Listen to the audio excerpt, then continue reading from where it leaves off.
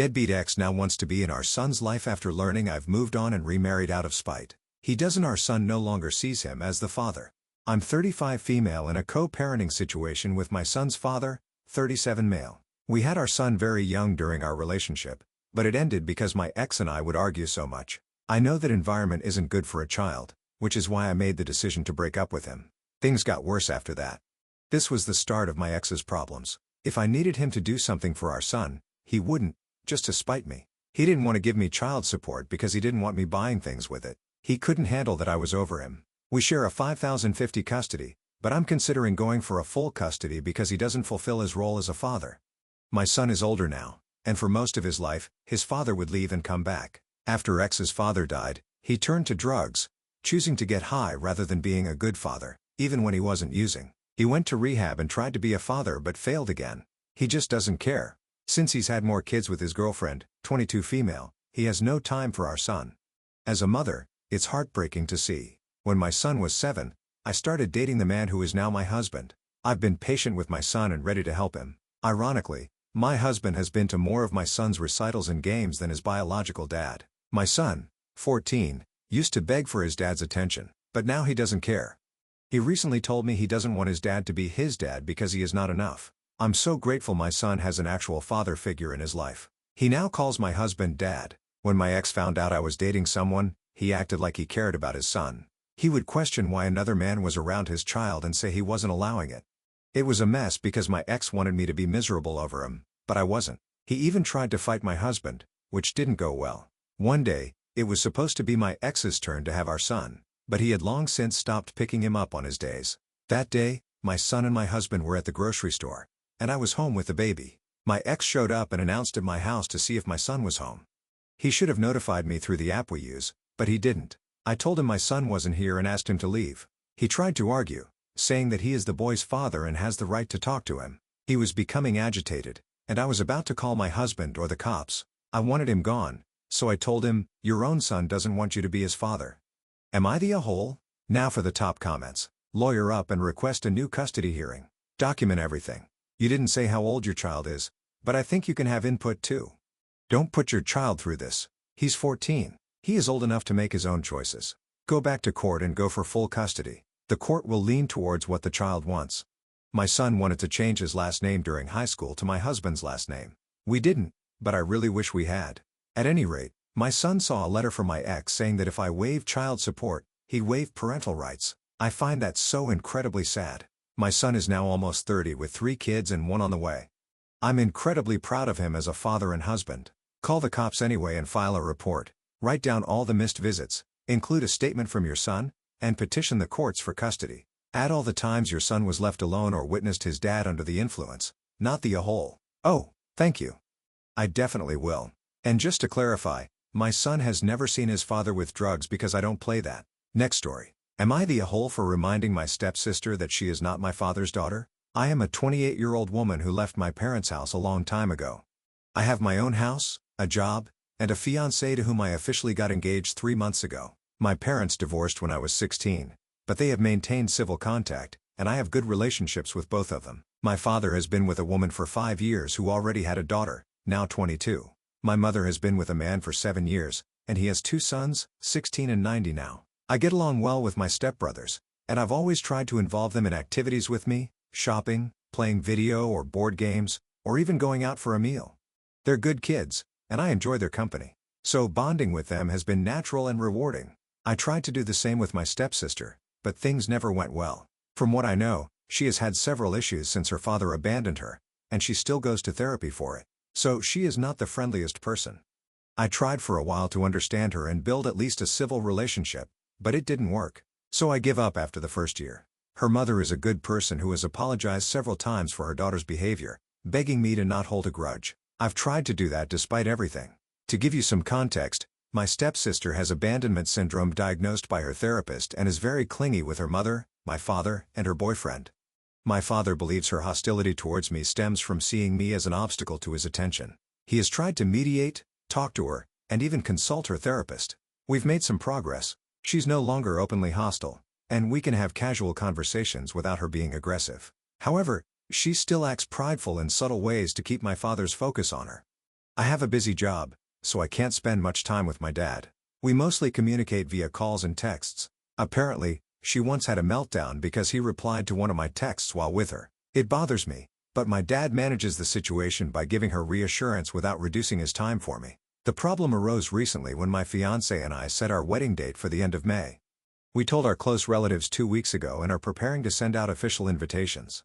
2 days ago, while at my dad's house discussing plans to go wedding dress shopping, my stepsister interrupted, telling my dad she was planning a family trip with him and her mom. My dad, a little taken aback, said they could organize it later. She then said she had already planned it for the end of May, the very week of my wedding. I got annoyed but stayed quiet as my father told her she needed to pick another date because he had to attend my wedding. She had an emotional breakdown, accusing him of playing favorites, not loving her, and leaving her behind. She then lashed out at me, yelling, "Why does he always have to choose you?" That's when I lost my temper and replied, "Of course, he chooses me. I'm his daughter. Who the heck are you?" She froze, shocked, and went to her room crying. I felt bad immediately because I know what her issues, but her behavior had pushed me too far. Did she really expect my dad to skip his daughter's wedding for a vacation she planned intentionally for that week? My father seemed upset by my words. I apologized to him, explaining that I felt sorry for her but had tolerated her behavior for so long that I reached my limit. He said he understood but was clearly hurt. I admit I was harsh, but I don't feel guilty for saying the truth. Should I have been more considerate and let my dad handle it? Seeing the pain in his eyes makes me feel like a jerk. Not a whole. One question though, why are you and your father okay with her hurting you?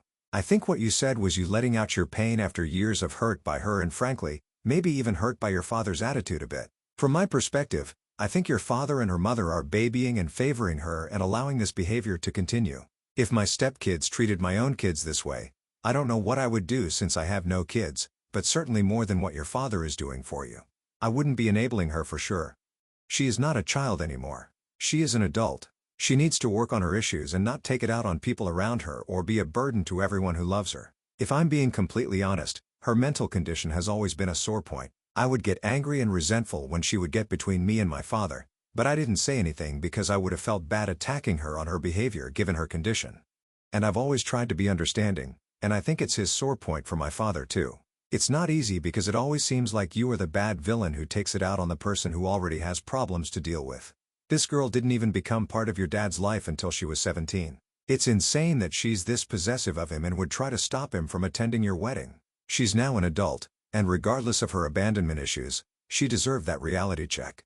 You've been more patient than anyone could reasonably expect. I'd apologize again to your dad for your reaction, but make it clear that appeasing her at your expense would damage your relationship with him beyond repair. Also, let your dad and his wife know that any drama from her at your wedding will result in her being asked to leave. After this behavior, I would uninvite her from the wedding. Stepsister will only cause drama that day out of spite. ELP is not the a-hole. Agree. Imagine the tantrum she would get over a father-daughter dance. Next story. Am I wrong for dumping my boyfriend and exposing him to his baby mama? I dated Mark for over a year, and I truly believed we had something special. We talked about moving in together, made long-term plans, and he always seemed so invested in us. But everything came crashing down one evening when I stumbled upon a social media post that changed everything. It was a picture of Mark at a party I hadn't heard about, his arm around a woman named Lisa. Feeling uneasy, I checked her profile. That's when I saw her recent post announcing her pregnancy. Her caption read, "Can't wait to meet our little one in a few months. Blessed." My heart sank as I realized the timeline didn't line. Mark had been cheating on me, and now he was about to be a father. The next day, I confronted him. He didn't even try to deny it, saying he didn't know how to tell me and that it just happened. I was furious and heartbroken. This wasn't just about cheating. It was about the lies and betrayal. So I ended things with him immediately, but I didn't stop there. I felt Lisa had a right to know the full truth about who he was dealing with. I messaged her, shared screenshots of Mark's recent text to me where he said he loved me and couldn't wait for our future together, and included photos of us from just weeks before. Lisa responded with shock and gratitude, telling me she had no idea he was in a relationship. She kicked him out and made it clear their interactions would only involve co-parenting from now on. Now Mark is scrambling to figure out how to handle his situation with Lisa while I've cut him off completely. Part of me feels like I did the right thing by exposing him, but another part wonders if I went too far. Should I have just left quietly and let Lisa figure it out on her own, or was I justified in ensuring she knew the truth? So read it. Am I wrong for not only dumping Mark but also revealing his lies to Lisa? Now for the comments. Lisa had a right to know. If he's sleeping around, he's putting her health and their baby at risk. You're not wrong. Yeah. I was wondering if it was the right thing for her to know. Thank you for clearing that out. You're not wrong. He was cheating on you, and he was also lying to Lisa. She had a right to know the truth. You did the right thing by exposing him. It's not your responsibility to protect him from the consequences of his actions. You're not the a-hole for standing up for yourself and for Lisa. You're doing the right thing by moving on and cutting him off completely. You deserve better than that. Not wrong. Actions have consequences, as he just found out. It's a good lesson for him in how not to be a total scumbag moving forward. Yeah, that will teach him not to cheat anyone again. If she's posting about her pregnancy, it hadn't just happened. It happened months ago. If he has his arm around this woman in a more recent social media post, he has continued a relationship with her. He didn't just sleep with her. He formed a relationship outside of the relationship he shared with you with another woman, who he then got pregnant, and he still didn't come clean. Yeah, anything this guy has come to him is a consequence of his own actions. You didn't lie or look to sabotage him. You just exposed the truth to the other adult in your relationship with him so she could make an informed decision regarding her future and that of her child, not a hole. Last story. Am I the a-hole for making my cousin's pregnant girlfriend sleep on a couch over Thanksgiving? My 38 female and 60-ish female hosted Thanksgiving this year at our fairly large house. She was really eager to have my mother's family join this year, including me, my sister, my husband, and her kids, because we hadn't seen each other in a while. She was insistent that we all stay at our house so we could spend more time together. Before I agreed to go, I confirmed with her that I would be able to sleep in a bed in a room with a door that closes. I'm okay with sharing a bed or a room, but I need an actual bed in a room. I'm the only one of my siblings or cousins who is single or childless/child-free. Historically, I've always been relegated to the living room couch or floor during holidays. It has always sucked. I'm overweight, so I wake up with back pain. I've had air mattresses deflate on me overnight due to a hole. I can't fall asleep until the younger adult family members finish hanging out at 1 a.m., and then I get woken up at 6 a.m. by someone making coffee. People keep moving my luggage. I end up with only a couple of hours of bad sleep and wake up in pain. I pledged to myself that if I wasn't able to get a real bed in a room, I would get a hotel room. Thanksgiving week arrived, and I was pleasantly surprised to be assigned a room with a queen bed to myself. All the adults had beds they shared with their significant others. It was great for the first night. But the day before Thanksgiving, my cousin, 35 male, arrived with his girlfriend, 28 female, who is 6 months pregnant, as a surprise. He had originally told my aunt he wouldn't be able to make it because of work but wanted to surprise her. However, there weren't enough beds for everyone now. My mother said I could give up my bed to the couple and sleep on the air mattress in the den, but my aunt insisted I stay in my room. My cousin ended up on the couch and his girlfriend slept on the air mattress. Now my mother is lecturing me about being a bad guest. She thinks I should have insisted that my cousin and his girlfriend take the bed, especially because she is pregnant. Am I the a-hole? Edit. To answer the question of why my mother couldn't give up her bed and sleep on a couch, she was sharing her bed with my father and they are both in their late 60s. Not the a-hole. You weren't a bad guest. You've been given this short stick many times and had needs you helpfully communicated in advance. You couldn't have anticipated additional guests. The only possible a-holes here are your cousin and his pregnant girlfriend. It's in his gesture to surprise your aunt. But if he wasn't sure there would be a room for them to stay, it was inconsiderate not to make hotel reservations nearby and graciously decline any offers for your aunt to make room for the unexpected additions. I originally thought there were no a-holes, but your mom volunteering her space and then giving you a hard time is a-hole-ish. Secondly, to surprise guests expecting accommodation without arranging it in advance are also at fault. Mom's the a-hole for trying to give away someone else's bed instead of offering her own. Makes sense for her, considering the expectations though. Opie has always been the one to bite the bullet for everyone else's comfort. So, of course, she should have to do the same now. This is, of course, crappy and unfair to Opie. Not the a-hole, but you might have a mom problem. Why is she volunteering you? Your aunt is a good host who understood your specific needs and made sure you were accommodated. Your mom, on the other hand, is being a bad guest by trying to pressure you to give up your space, which could make the host look bad.